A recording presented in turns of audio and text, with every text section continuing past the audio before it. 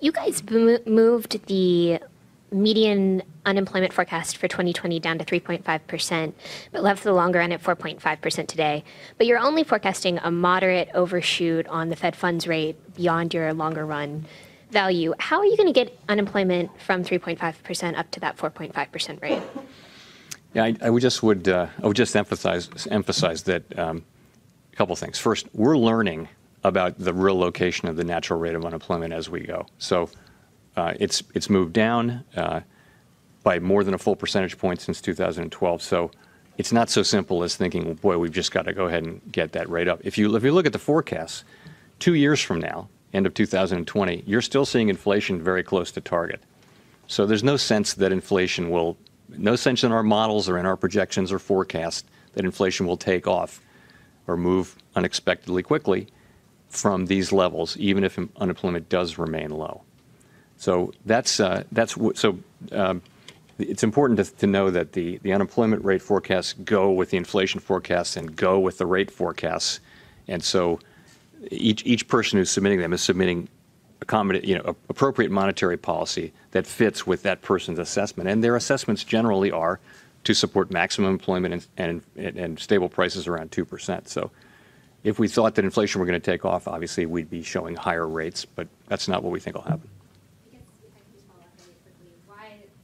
If I could just follow up really quickly, then why, I guess, would the longer run unemployment rate not be a little bit lower and closer to that 2020 number? Yeah, it may be. It may be. We may find that out. The best estimate that we have over the longer run is that, although, there's a range of views. Some people are in the low fours. And as again, I said, the uncertainty bands are, not quite a full percentage point on either side, but 0.75%, that kind of thing. So it's very possible. We have to be, we can't be too attached to these unobservable variables. I think we have to be practical about the way we think about these things, and we do that by being grounded in the data and what we see happening in the real economy. Victoria, then John. I have a couple of regulatory questions. First of all, on the countercyclical capital buffer, I was wondering, what are the chances that the Fed is going to need to use that in the next year or two?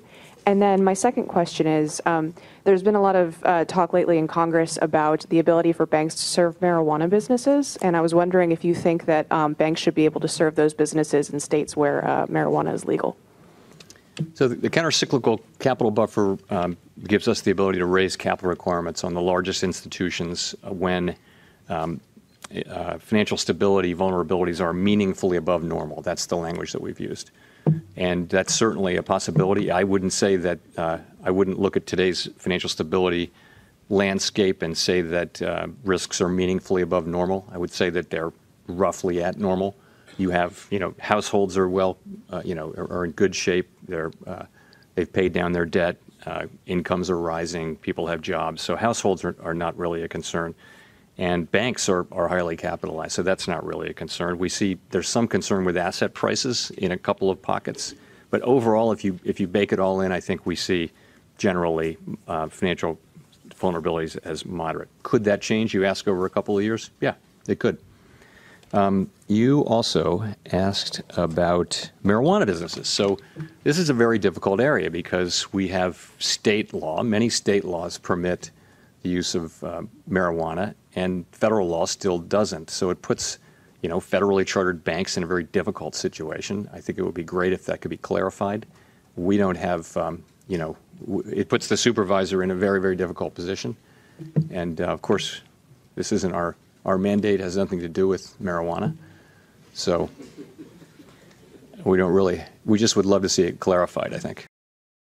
Hey there, thanks for checking out CNBC on YouTube. Be sure to subscribe to stay up to date on all of the day's biggest stories. You can also click on any of the videos around me to watch the latest from CNBC. Thanks for watching.